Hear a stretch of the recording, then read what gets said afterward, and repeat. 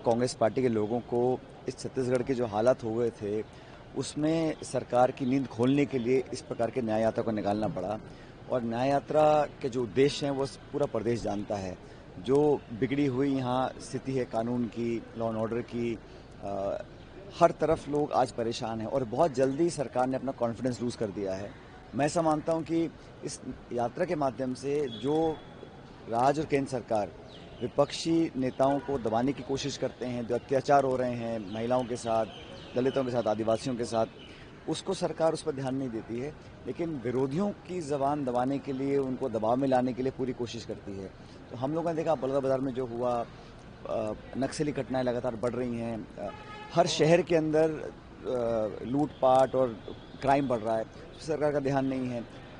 मुझे लग रहा है कि इस न्याय यात्रा से अगर और कुछ ना हो, कम से कम सरकार को पता होना चाहिए कि प्रदेश की जनता उसके हर काम को देख रही है और समय रहते वो सचेत हो जाएं और गवर्नेंस और प्रशासन पर ध्यान दें।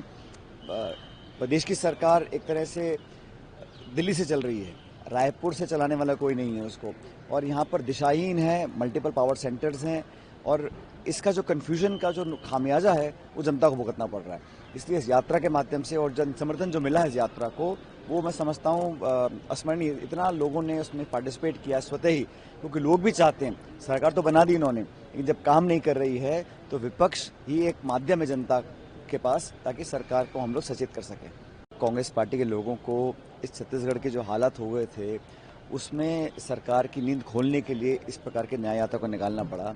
और न्याय यात्रा के जो उद्देश्य हैं वो पूरा प्रदेश जानता है। जो बिगड़ी हुई यहाँ स्थिति है कानून की, लॉ एंड ऑर्डर की, हर तरफ लोग आज परेशान हैं और बहुत जल्दी सरकार ने अपना कॉन्फिडेंस लूज कर दिया है। मैं ऐसा मानता हूँ कि इस यात्रा के माध्यम से जो राज्य और केंद्र सरकार विपक्षी नेताओं को दबाने की कोशिश करते हैं, जो अत्याचार हो रहे हैं महिलाओं के साथ, दलितों के साथ, आदिवासियों के साथ,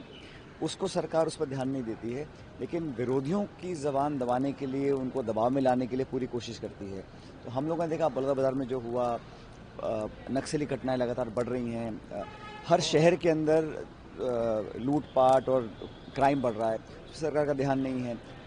मुझे लग रहा है कि इस न्याय यात्रा से अगर और कुछ ना हो, कम से कम सरकार को पता होना चाहिए कि प्रदेश की जनता उसके हर काम को देख रही है और समय रहते वो सचेत हो जाएं और गवर्नेंस और प्रशासन पर ध्यान दें।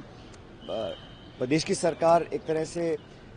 दिल्ली से चल रही है, रायपुर से चलाने वाला कोई नहीं है उसको, और यहाँ पर दिशाहीन है, मल्टीपल पावर सेंटर्स हैं और इसका जो कन्फ्यूजन का जो खामियाजा है वो जनता को भुगतना पड़ रहा है। इसलिए इस यात्रा के माध्यम से और जन समर्थन जो मिला है इस यात्रा को, वो मैं समझता हूँ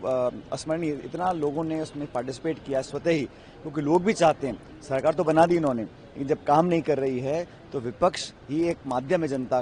के पास, ताकि सरकार को हम लोग सचेत कर सकें।